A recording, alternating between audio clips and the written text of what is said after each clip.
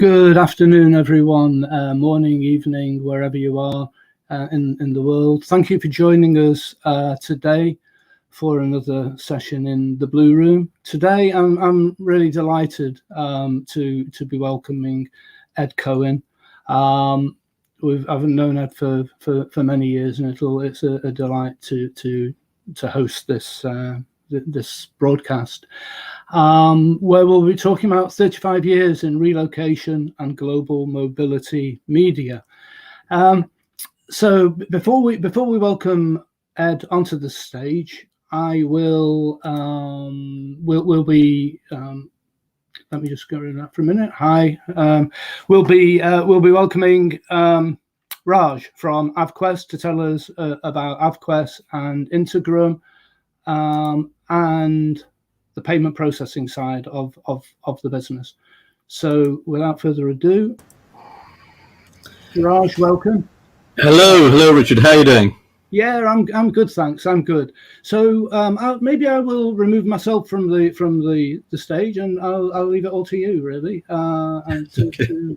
Whichever's easier. Hello, everybody. I hope you're well. My name is Raj Randawa. I'm the CEO of AvQuest. We're a fintech company based in London.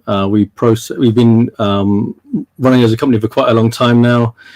We have quite a few products that are actually used within the hospitality industry. In particular, we are well known for automating payments and boosting cash flows. And our systems include not just managing the payments, but also automating pre-authorizations and handling the whole refund process in the correct and compliant way. In addition to that, we also have a number of products that are aimed at smaller operators, in particular the Integrum PMS environment, which is actually a whole package that allows a small operator to actually just in one implementation manage to not only manage all their bookings via phone, etc., but also via the OTAs. And again, that package includes our automated payments processing. In terms of actually the features within the package, you get the PMS booking engine and surveys and a whole range of other solutions that again are we partner with or we provide through our partners to actually ensure the value of the system actually is high. The package itself is actually quite a low-cost package. I hope you all enjoy today's Blue Room, and I'd just like to bring it back to Richard.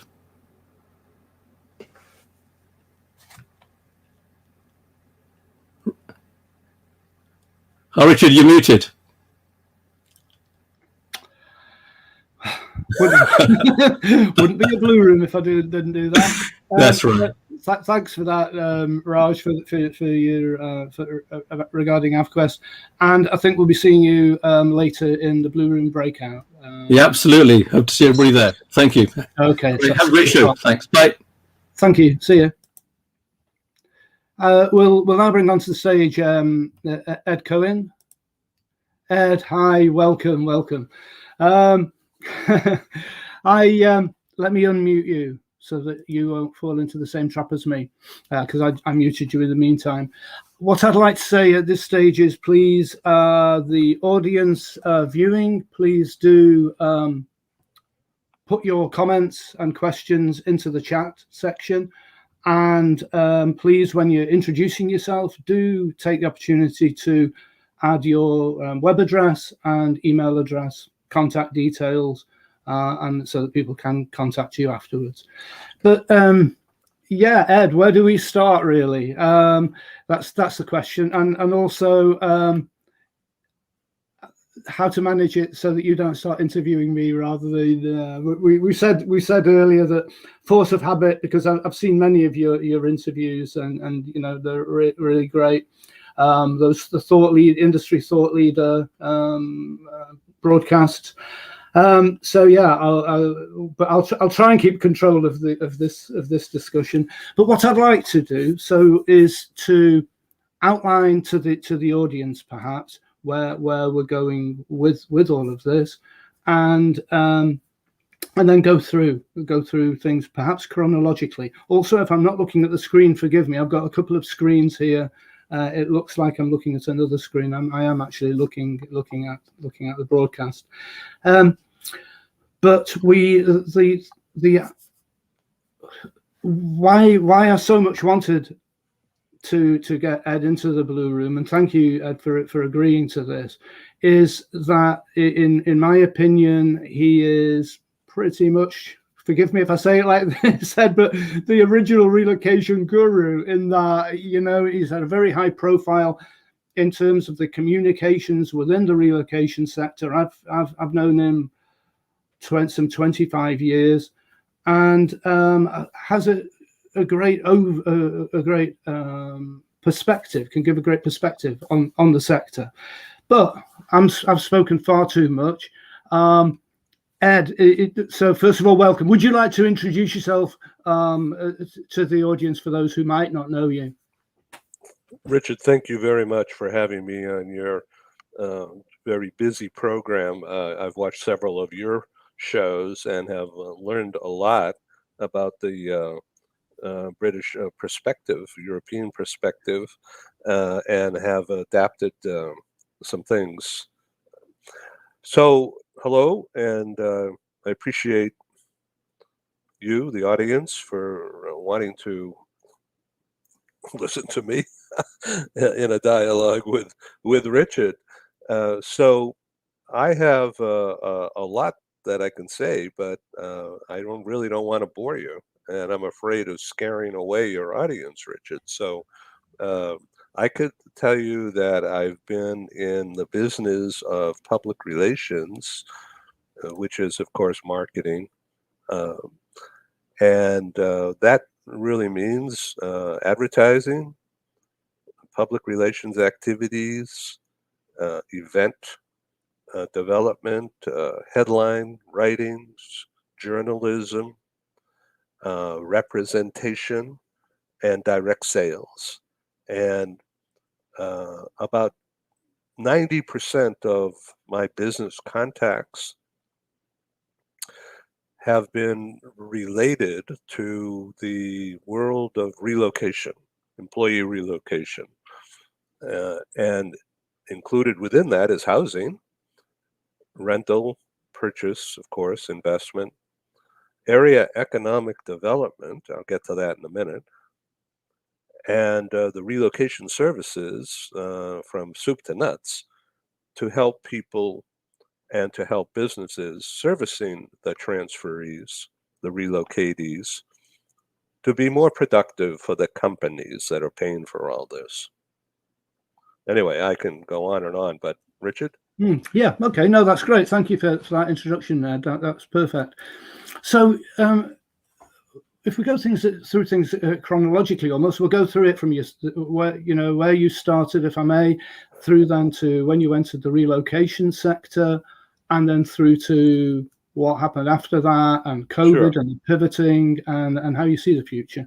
So, I mean, I think I'm right in saying things all started for you in PR, Boston around 1970, in the 1970s. And if we take that through, perhaps if we, 10 minutes or so, take that little story through to 1984 or something like that. So how you started in PR as such. Why did you actually start in PR? So So I want to tell you that, if I may, and just stop me or redirect me if I'm not doing the things that you want to hear.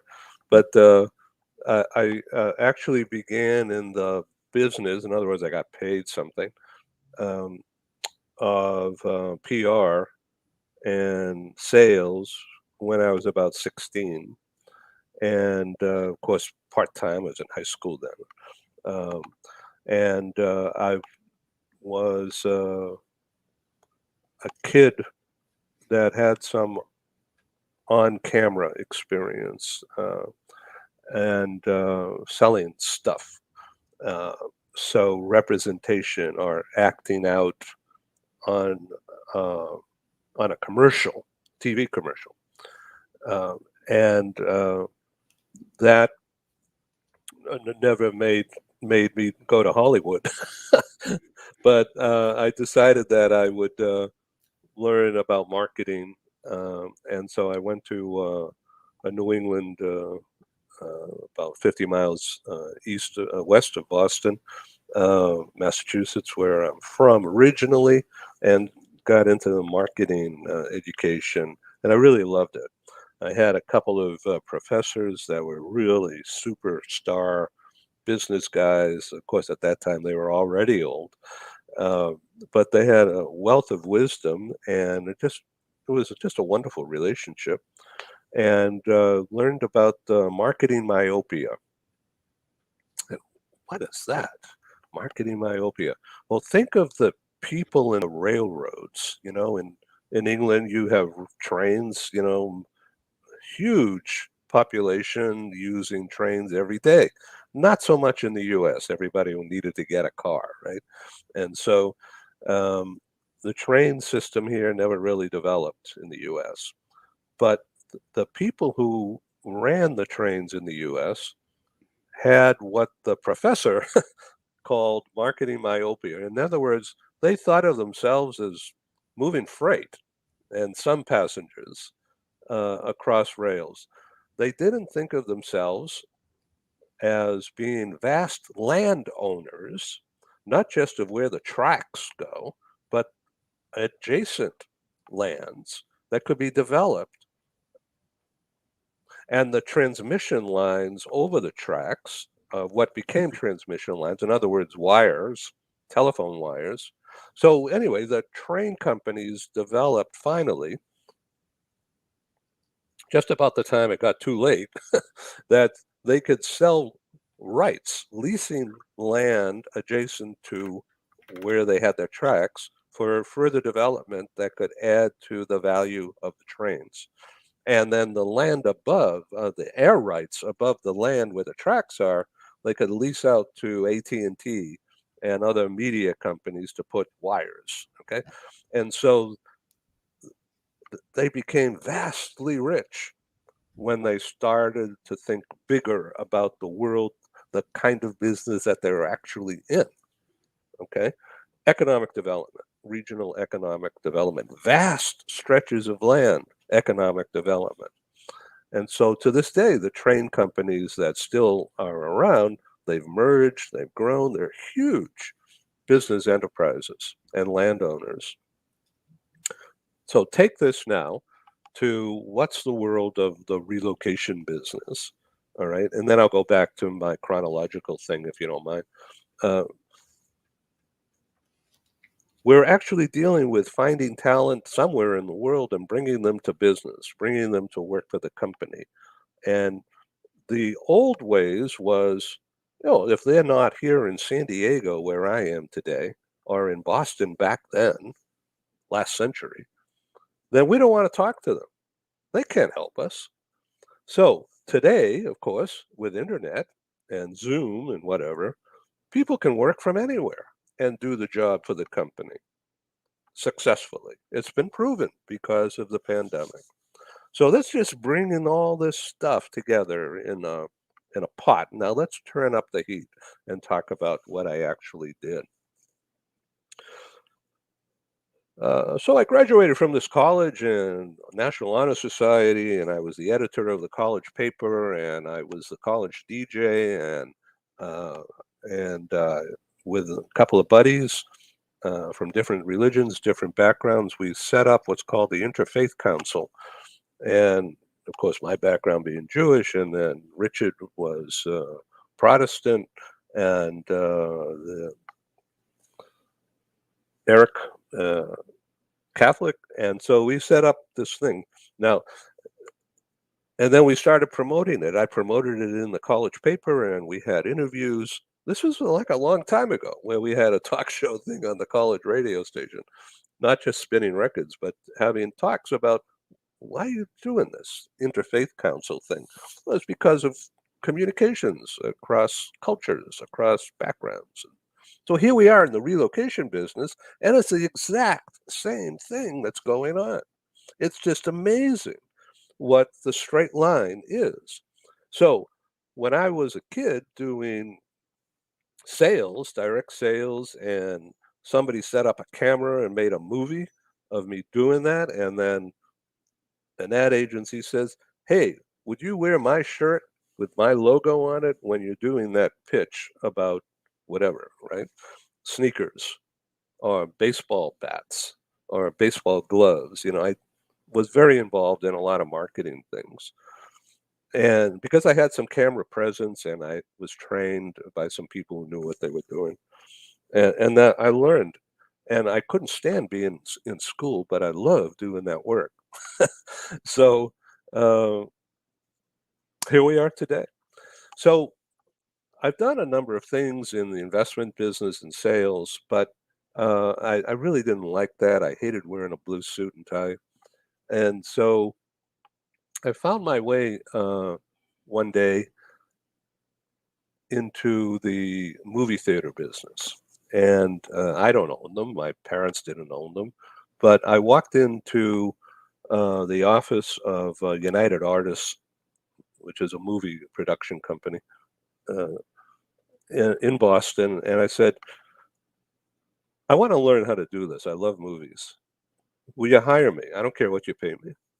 And so they hired me. And I worked for a friend of the manager of United Artists. And this guy's family owned a whole bunch of movie theaters around New England, drive-ins, college theaters, walk-in, sit-down, old-fashioned movie theaters, right? And so I learned how to book movies. First of all, the guy had a screening room in his office, so it was cool. We brought in lunch and we watched movies. And then because I was a young guy, I was 25, 26 years old, they said, "What's your take on this?" So one of the movies they had me watch was this thing called Woodstock, all right? And it was a Warner Brothers production, and it was on grainy film and all that, and it was almost like cinema verite, I mean, really close up, and they walked around the wet, it rained, and so everything got muddied, and it was like 100,000 people, and a lot of them were stoned or drunk, but not everybody, but a lot were. And the music was terrific, and so they filmed it, and so Warner Brothers didn't spend a lot of money on it, but they had talent, and they clipped all these reels together, and it was mostly music, so there was no acting or anything. And so they made a movie about Woodstock, sort of a documentary. And so sort of fell out of my chair, and my boss, who was at time was around 40 years old, and okay, I was 25, and you got to go back in time. Then that's the 70s, right? And so, or even actually, it was 69, 70 or so, 71. And I wrote a review. I said, this movie is not going to get you a dime in a business center, but if you play it on college campuses where we have theaters, you'll make a lot of money. And you keep running it. Don't set up a schedule. Just say on Friday, Saturday, even Sundays, it's going to go round the clock. People can come in any time of the day. Anyway, that was my recommendation. They thought I was crazy. I thought I was going to get fired. Anyway, they tried it on the Brown University campus in Providence, Rhode Island.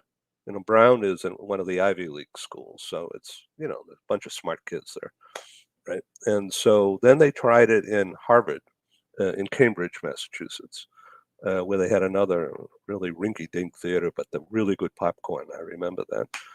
And they kept running that, and they paired it up with horror shows from Japan. I mean, Godzilla and all these old movies, and motorcycle gang pictures. There was this movie company called American International Pictures, and they specialize in doing gang movies. Not people weren't getting shot or anything, but just guys riding around on motorcycles, getting into trouble because everybody was afraid of them. So they reacted. And so it was really a cultural thing at the time, but nobody knew what it was.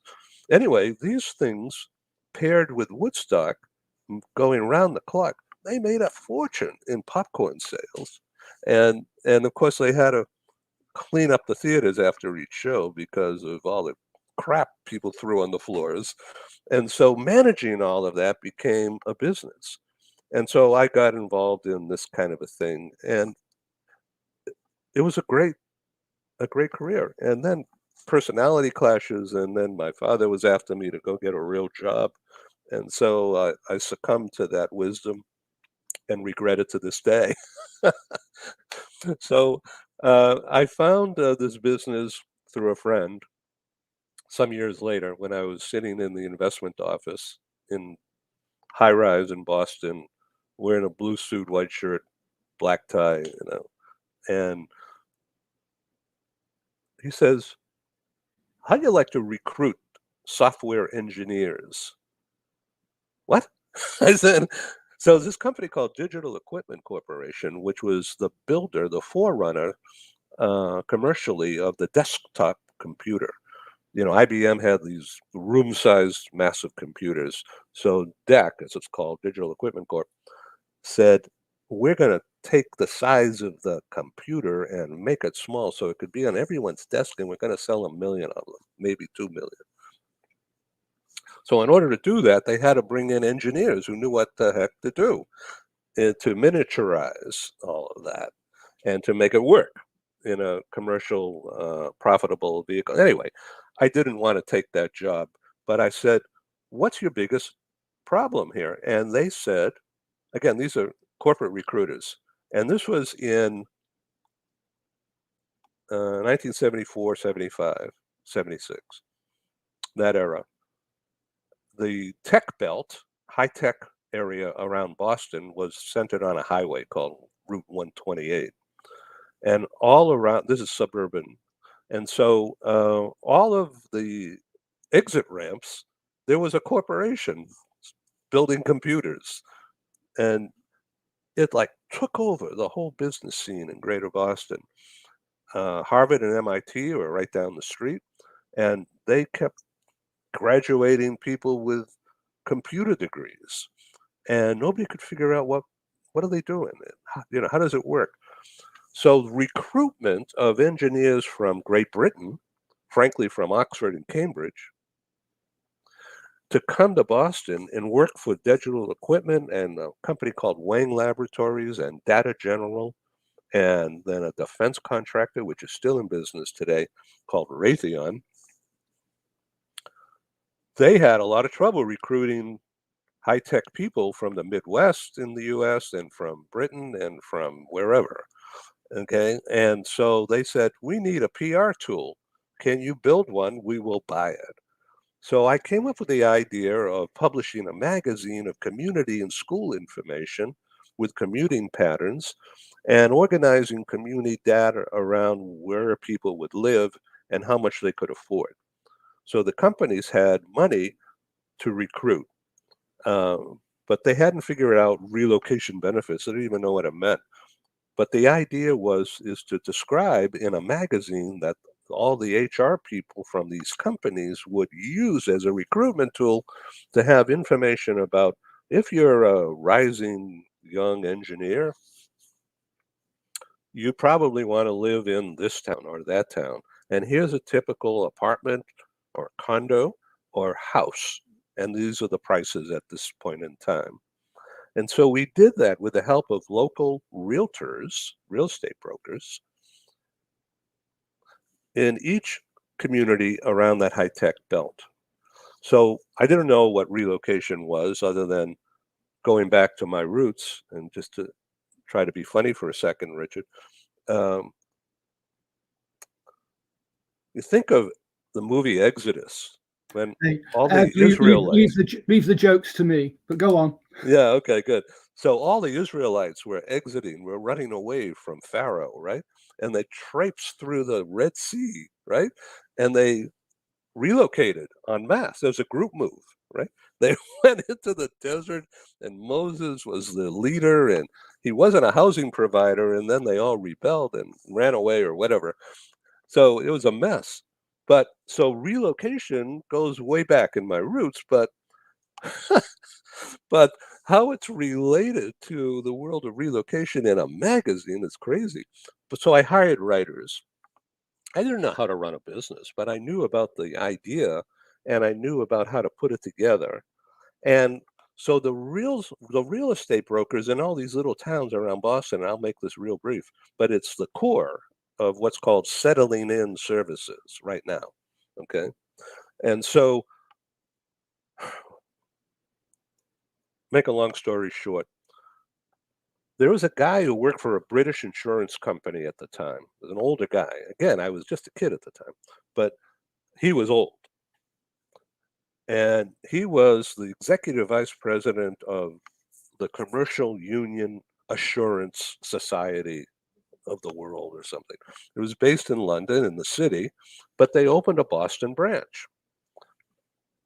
And he was in charge for many years. And then he took retirement and he became a real estate broker. He sort of retired from the insurance business and became a real estate broker. So, anyway, this guy took me under his wing and says, "Young man, you don't know what you're doing. So, listen to me and we'll both make money." I said, "Okay." So he says, "You sell me an ad, okay, a full page ad, and I'll give you $1,000." Now, this goes back a long time ago, all right? Uh, but I want to be exclusive in this town called Lincoln, which is adjacent to the headquarters of several of these high-tech companies. And so it's executive level, not starter home. And he says, "I'm going to write the story about why people of means would want to buy a property here, and I'm going to sell them. And I'm not going to give you any commission on what I do, but I will help you go all around the Route 128 belt to every town, and I'll introduce you to the realtors who you should sell. And don't sell anybody else. Just keep it exclusive. All right? And don't tell people I said you were doing this or I'm doing this for you." All right? So, Settling In magazine, yeah, we called it Settling In, but then somebody says, "No, make it less formal." Settling In was the name. Anyway, we did that. I didn't know how to do a business. I didn't know how to run a business, but I knew how to sell ads and I knew how to put the package together and I knew how to distribute it. So my buddies bought thousands of copies at around $5 each. And then they got all their other buddies who they met through the National Association of Realtors, but also the Society of Human Resource Management, now called SHRM. So I joined. And this was in 1975, 76. And then another buddy uh, was in his family owned furniture rental store in Boston. And they rented furniture to, of course, developers for furnished apartments, even way back then. They're ahead of their time. And he said, "I'm going to buy an ad on the back cover and I'm going to give you some money. And you got to promise me you won't blow it because I don't want you to come back to me and says I blew it and I want more money." So I said, "Okay." And so, and he was an older guy at the time, white hair, really aged. And so he had a young son who he was going to give the business to. Anyway, they had an association of furniture rental companies all over the country. I didn't know anything about it, but I knew about furniture because my dad was in the furniture business for 50 years in Boston. And when I was a kid, one of the side jobs I had, the side hustle as they call it now, was working in the factory in the back, polishing furniture and sweeping up and learning how to put on mirrors on dressers. And I worked with the guys in the factory. So I knew about the furniture business, but I didn't think about rental. And I didn't think about who would the market be. Anyway, this guy from the furniture store in Boston says, "This is called relocation furniture." In other words, basic stuff, it looks good, and we even make some of it, or we buy it from somebody somewhere else, and then we mark it up, paint it right, polish it up, and we keep renting it out to these young people and executives who come in from out of town. And that's called relocation management. And I didn't know anything about that. But he says, "I'm going to help you. You've got to help me. don't sell anybody else in that industry, in the furniture, right? So I had realtors exclusive, and I had a furniture rental. And then through that, I met mortgage lenders and bankers and movers, household goods movers and storage. And then I met people in the Boston Chamber of Commerce, and they said, boy, this is a good idea. If we're able to attract people to work in these companies like Wang Laboratories and Data General and Raytheon and the banks and the law firms and the tax firms, like for instance, Ernst & Young. This was back in 1975, 76. They became a customer. They bought copies of Settling In magazine to use to recruit tax guys who graduated from accounting school to become tax lawyers or tax processors. So we had customers who bought ads, customers who distributed the magazine, and advisors such as tax and legal and finance. I had no idea what I was doing, but I found out about the relocation business, and then I joined ERC, the Employee Relocation Council, in the late 70s, after I had published the first edition of the Settling In magazines. All right. And so a couple of years into that, I was like overwhelmed with running a business and doing this and doing that. And I said, phew, I sold the business and took the idea and went to LA. Okay. Now, why LA? Well, because California Dreaming, Beach Boys, Blondes, why not? So, and I couldn't stand the weather in Boston, frankly. Every winter I'd get an earache and I had a glandular problem, and it was from the lousy weather. So I went to LA where it was dry and sunny and beautiful and everything was great. And so at the same time, President Ronald Reagan got elected, promising to build up the Defense Department. And guess what? Because he was from LA, all the companies involved in aerospace and defense got all the business. And so they needed to recruit people into Southern California. And so I took the idea of settling in and created California Bound Relocation Guide. And the first edition of that for LA came out in 1980. And I had gone to the LA Chamber on appointment, taking a sample of the Boston book, uh, and uh, and this is before I relocated officially. And I said, I'm going to create one of these things for Southern California, but the problem is that I don't know anything about your freeway system, and I don't know Orange County from LA, and Malibu from Pasadena. Never mind San Diego, where I am now. And so they said, so anyway, this guy, this executive in the LA Chamber of Commerce took me under his wing and said, young man, you don't know what you're doing. And you're going to lose a lot of money if you don't get some help because you don't know anything about this area. But there is a need for what you have. So before somebody steals the idea from you and puts you into bankruptcy, you need to learn a few things. And so he introduced me to some people who are on the board of the LA Chamber, who were at that time on the board. So guess what? These two guys in particular, one was a CEO of an engineering company called Fluor, which is still around, Fluor. And they build nuclear plants, tunnels, bridges, highways. I mean, it's big stuff. And they still are doing that. And then the other guy was a tech company, similar to the high tech companies in Boston, but different. And he says, I need you to learn how to talk to my HR people. This is what they need. This is what is happening. This is what our thing is. We have to recruit people to come and work here. and they don't know where to live. They don't know one thing from another about Southern California. So you have to put this kind of information in California Bound magazine, and then we'll buy the copies from you. Okay. So one of our advertisers in Boston was this real estate group called Century 21, which is a franchisor. You may remember they used to wear the yellow jackets. Okay. So, but they were well trained in how to sell houses. And some of them had a relocation director specifically to handle the needs of the incoming transferees.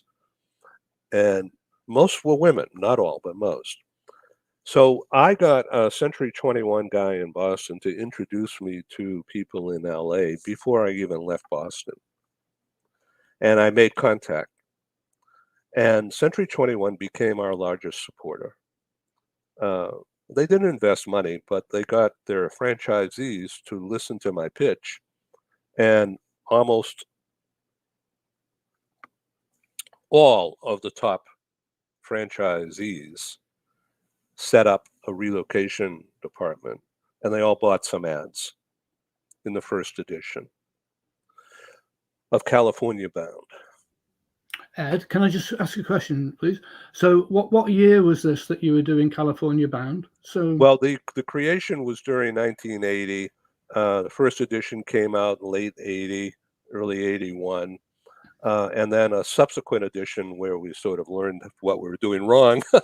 And so we had to put out another one, iteration, they call it now. That was 82. And that's and when the thing took off. and when were you doing Settling In magazine? 1978, 79, and then I sold it. Ah, okay. Because what I'd like to find out is, so what was then between California Bound and Relocation, the Relocation News publication? What was? Okay, in 1984, I had been a successful member with the LA Chamber of Commerce. The LA Chamber of Commerce became a partner and an investor and the official newcomer guide. California Bound was the LA Chamber's official newcomer guide. And so the board members of the chamber were the heads or senior level of all the largest employers in the region. And so the chamber bought copies from me and then resold them to their members. Okay. So the chamber bought from 1980 through 1990, just call it that, about 500,000 copies, and then resold them out to the public. You know, people wrote in, says, I'm thinking of moving from Oshkosh to LA, send me some information. And so they sent them a package at whatever dollar amount, and in the package was a California Bound magazine. I mean, thousands across years. So then we expanded, and they said, okay, Ed, we've helped you. You help us get new members. And so I said, why don't you host a luncheon? I'll bring 100 people to you. And some of your members, the corporates, should send their HR or recruitment people to come and speak. And then I'll bring some people who want to meet those people, and there'll be a networking event. And some of the people might want to have a display table in the back of the room. Would that be okay? I asked, and they said, I don't care. You guys run it. Okay. So this is then 1984 exactly, was the first live meeting in the LA Chamber. They were the host. And so our speakers included the HR leader and mobility manager from Chevron Oil, and from Paramount Pictures, and from Ernst & Young, and from Boeing, and from a slew of other companies. And we had around 250 people come to that meeting. And the chamber wound up getting about 100 new members as a result of that first meeting. And so I set up something called, I didn't know what I was doing again. I just put a name on it. Again, being in the PR business for years, I said, this is the California Relocation Council. Ta-da! You know, and so that has turned into the Southern California Relocation Council. But I've been a member across the years, but I'm not involved in the top management of that at all. And so Ed, that is how that started. Ed, I'd best jump in because we're running out of time almost. Can we, if we fast forwarded to 1997 perhaps, and the launch of Corporate Relocation News, is that possible? You know, maybe between where you are now and 97, just kind of. So I wanted to spend that time setting up the groundwork because, as you can see, it's a straight line. Nothing has changed in the industry. Technology has come on, the types of people doing it, the types of companies, the types of locations, all that is new. But the format and everything else is the same thing from a long time ago. So Toyota Corporation had its U.S. headquarters in L.A., and they said, "What are you doing internationally?" And I said, "Nothing other than doing some recruitment."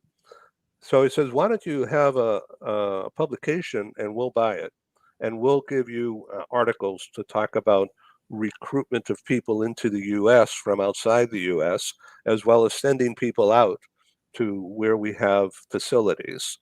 And so the HR leader, vice president HR of Toyota US, became one of my regular writers. And so that started Corporate Relocation News. It was a newspaper, a real live newspaper, tabloid, wildly successful, bang, you know. And so from that came the conference topics of integrating international topics along with domestic in the US. And then they said, "Why don't you do this outside the US and we'll help you?" Okay, so London. And so then I got people who I knew from ERC to sponsor and speak. And so we set up our first meeting in London. The first international meeting outside the US was in London in November of 1997. We held it at the Hilton, north of the Marble Arch. And Grable Van Lines was involved, and United Van Lines, and a gentleman by the name of Frank Grace, which is extremely successful owner of van lines and relocation for years in London. He was a major sponsor.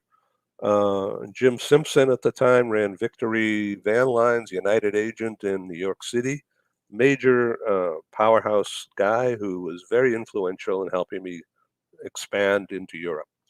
And then in '99, we produced our first meeting in Paris, and we had over 400 people come to that meeting in November of '99 in Paris. It was at the Méridien Hotel in Montparnasse, and it was just a fabulous success. And then we expanded the concept of live meetings, although smaller, by design in Geneva, in Milan, in Zurich, in Berlin, in Frankfurt, and Madrid, and somewhere else I can't remember right now. Oh, Rome. And then we started meetings doing in Mexico City and Rio and Sao Paulo and Panama. Sorry, Ed, I was just going to jump in there and say it was kind of like an extension of what you were doing in the States and Central America, I think, was it? Correct. Yeah. Yeah, we had the format, we just took it and placed it. Okay, so coming quickly, the internet came along and basically wiped me out of the profitable print business, but the conference business exploded.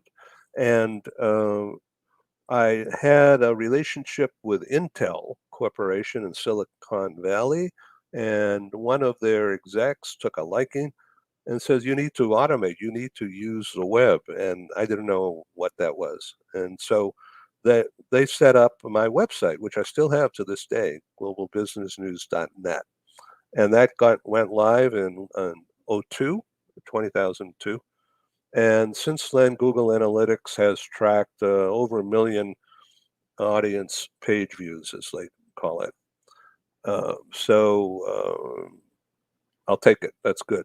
Having that reach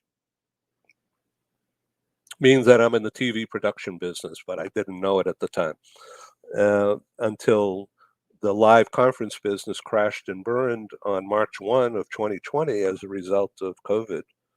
Our very last live meetings were in Washington, D.C. on Embassy Row on February 27 of 2020, and 2 days prior in Times Square, New York, February 25. Those were the last live meetings I've produced.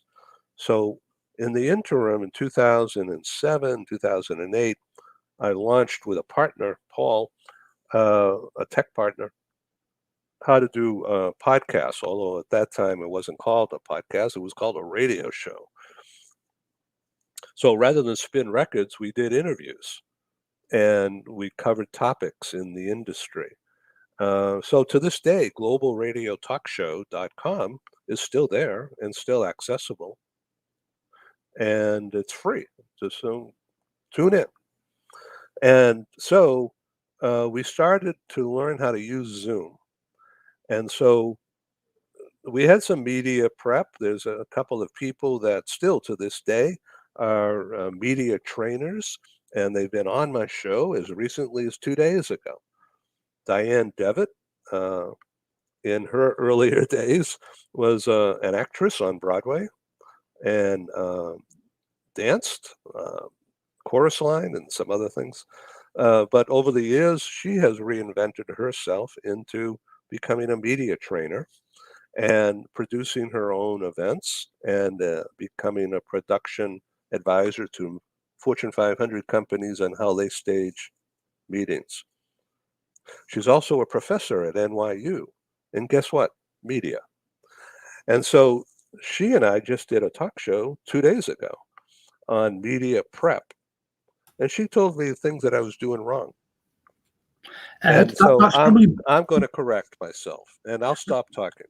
No, that's probably brought us up to date, actually, and that's a good point. That's a good stage, a good time really for me to run the sponsors ad, and then we'll come back and we'll be in the present day, and we'll take it there. But we've kind of we're running a tiny bit out of time there, but that's great because that was really interesting. But let me just run the ad. I'd like to take the opportunity to thank all the sponsors of the Blue Room and Saba Networking, without whom we simply wouldn't be running. So thank you very much indeed. I say thank you too for helping me get this message out. Thanks, Ed. Okay, we'll see you in 2 minutes.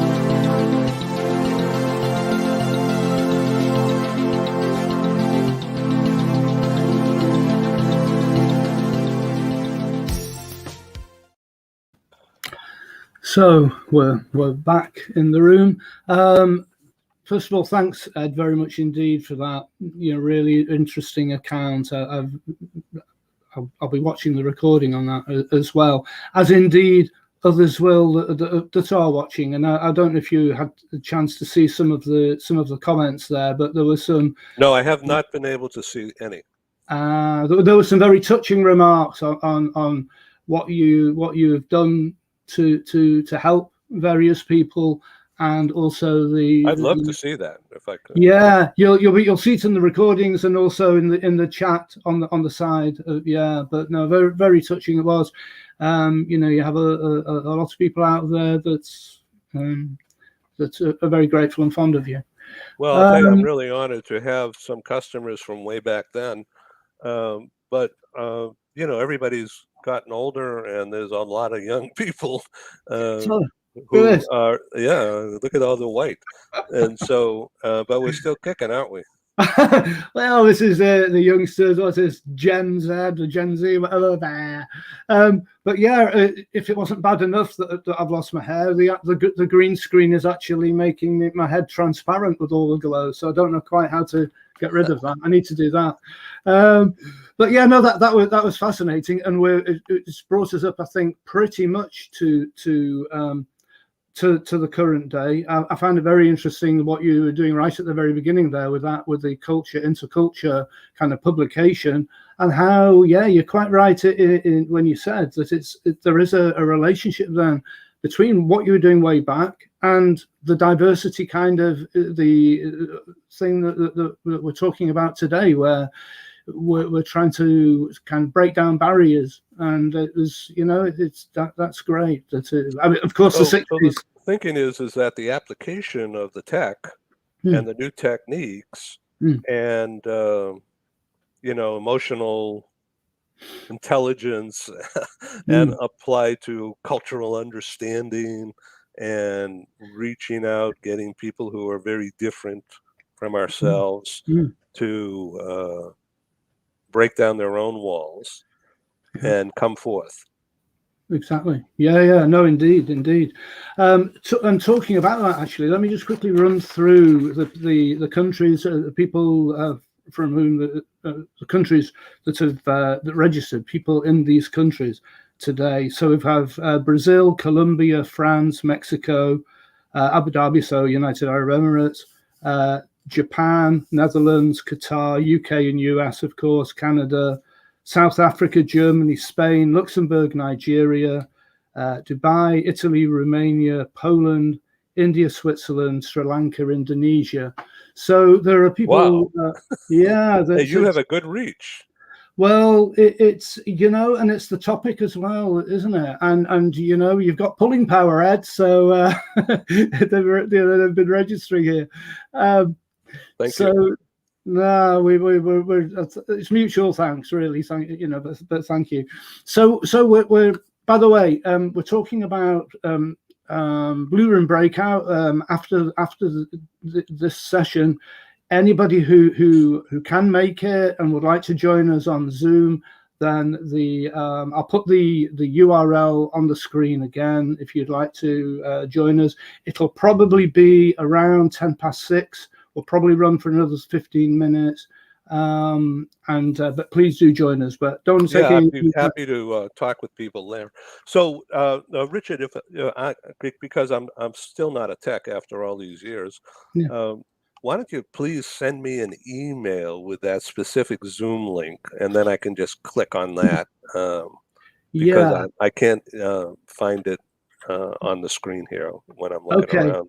Yeah, sure. Okay, then I'll do that. So, and that'd be a perfect kind of interlude there for me whilst you're bringing people up to speed. Then, so you talked to Dan about the internet came along, and although you launched a very successful publication in the sector despite the advent of the internet, because the internet came along in '95, let's say, in my world at least. And but 97, you still demonstrated that you could run a successful print publication. We at the Apartment Service, and that's when we first met at the Apartment Service, we used to distribute your publication on a regular basis, and it was great, and that the reach, and you did that was amazing, and you proved that print was still king, really. Well, it's the content. You got to remember, it's the content. So what I was giving is a public relations boost, just again to tie it all together. Connecting the dots.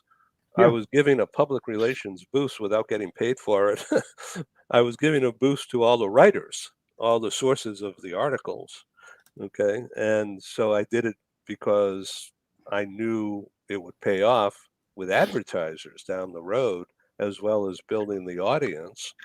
Again, I'm in the PR business forever. So, audience, audience, customers, customers, it's the same old story. Techniques are different, and the world surrounding that is different, but it's the same process. Nothing's changed.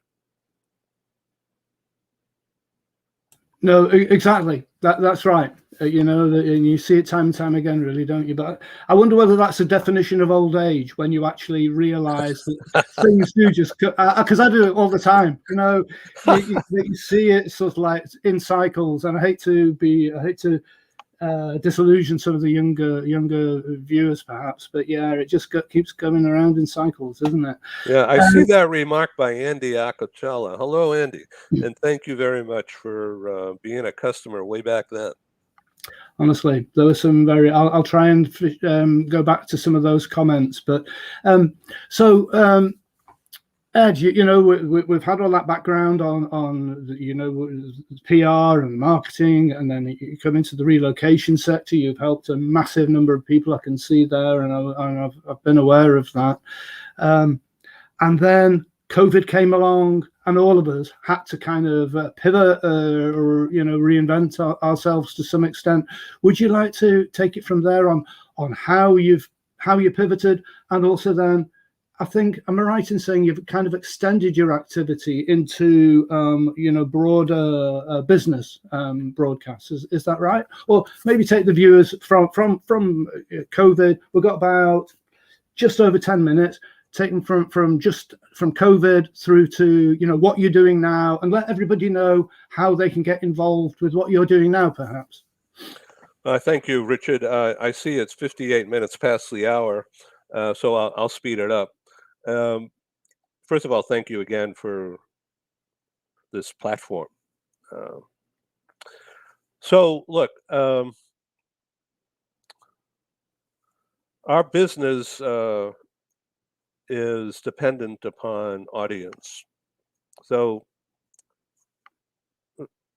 we're all in the broadcasting business now. This is show business. That has different connotations to different people. Some people say, "Oh, yuck, I don't want to be involved," and then you look at Disney, or you look at Comcast, or you look at Sky,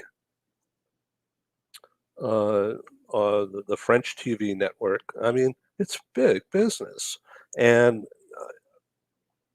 everyone needs to get camera ready. Okay, you have a blue wall behind you. I've got a red wall. But you see the lighting behind my head? That's because I haven't figured out yet how to manipulate the lighting. And a lot has to do with retaining audience. And if you got a lousy background, you're going to lose them.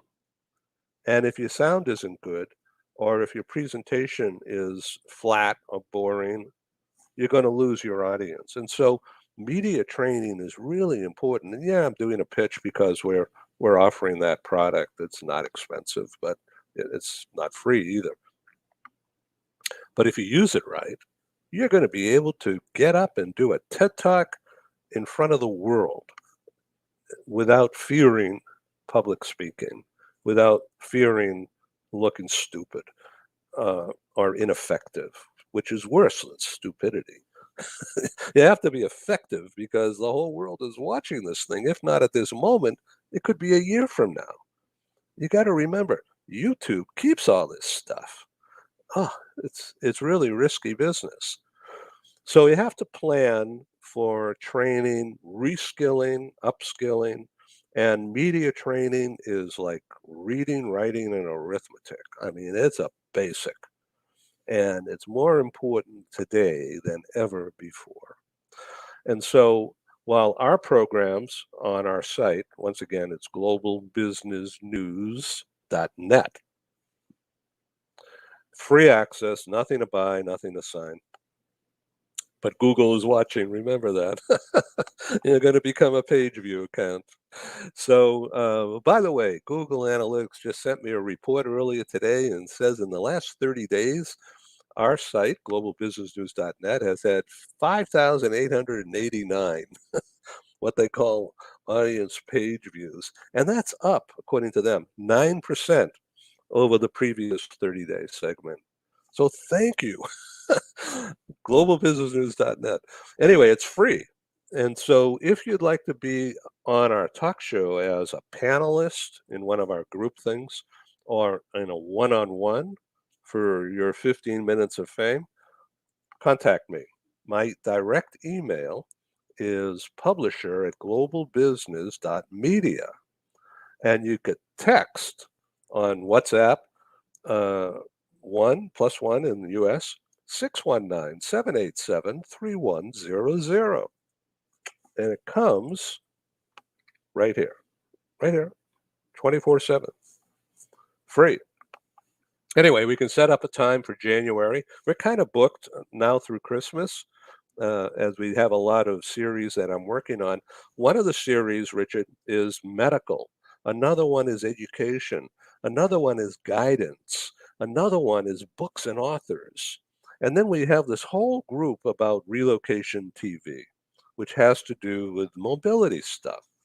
Okay, so let's talk about medical real quick. Our favorite charity is called FindNeuroHelp.org. Neuro is spelled Neuro. Neuro. FindNeuroHelp.org. It's a tax-approved 501c3 charitable organization, and they help people and families who are afflicted with Alzheimer's, Parkinson's, MLS, and other brain-related afflictions. My customer, my public relations customer, is FindNeuroHelp.org. So I'm pitching them, of course. But one of the founders of that group is Mark Colo, who's been on my talk shows a lot. And as a matter of fact, we have two broadcasts coming up. So the medical TV series interviews doctors and research scientists who are involved with studying how to relieve pain, how to maybe solve the issues. So one of the doctors we had recently was professor of immunology from the University of California in Irvine, which is a major medical center. And Dr. Masaudi is her name. She spoke in plain English about what the COVID vaccine is all about. Doesn't matter which one, they all work sort of the same way. I've had Moderna, and I just had the booster too. I recommend it, by the way. So anyway, how it works is they inject into your system the stuff that is kind of computer oriented, and they figured out how to make molecules do things, particularly if they're impacted by an enemy. So if you think of the old days in the games, computer games, the Pac-Man, this thing went around eating other things, killing them. So they designed this system to work, and most of the time it works fine. So they attack the attackers of your immune system, and that's what she said, and how it works and how it impacts things. So researchers now in other companies are using the same technique, although a different fabrication, to look at cancer. So they're experimenting all the time. They're looking at paralysis, of being able to walk, people who have been paralyzed. It's amazing, all the research that's going on. So we're going to be covering on medical TV, plain English speaking doctors and research scientists about all this human health and well-being. Fascinating stuff. So if you're interested, contact me and I'll send you the link so you can take a look. So education in the US, schools have been closed a lot and parents are going crazy, and the kids aren't learning good because some of the instruction is not up to par. but others are. And so we have been fortunate to have a relationship with a company, a private company called the Bridge School, and the owners of that brand. And they have online chartered schools, approved, accredited K through 12. And they're one of our major advertisers, by the way. From that group of conversations that lasted all this past year, I've developed relationships with some of those guest speakers from that series, and now we're starting their own series. And one of them is called Micro Education. And so if you're interested, let me know. I'll send you that program. So the owner, the developer of Micro Education, has taken the old concept of the one-room schoolhouse where you have different ages in the same room. But you can't do it on every topic, but on topics like geography or spelling or literature, uh, they have kids who are like 6, 7, 8 years old in the same classroom with kids 10, 11, and 12. And it's amazing that they have with coaches and psychologists, trainers to help the kids talk with one another. So the teacher's job is to manage that process. Isn't that fascinating? And the kids are taking away much deeper understanding of a topic that might take years for them to get into, if ever. So that's the education series. I've talked to you about the medical series. One of the mobility, the relocation TV series, was a fascinating 4-part series, talk show, 4 shows spread out over one a week, over a month. From Canada, it was the Canadian corporate approach to managing international assignments. And each session took on a specific aspect of that. I'll tell you, that was recorded more than a year ago, and to this day, it is one of the highest rated shows in our global TV network. And guess who's watching? It's the corporates from all over the world. And because of that, some of the people who are selling to the corporates also want to learn about what's going on.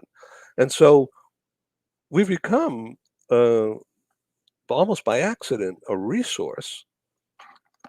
Didn't set out that way, but now it's become that way. And so, frankly, as the owner and the developer, I feel the weight of that responsibility to do it better, to do more, to find out what else is needed.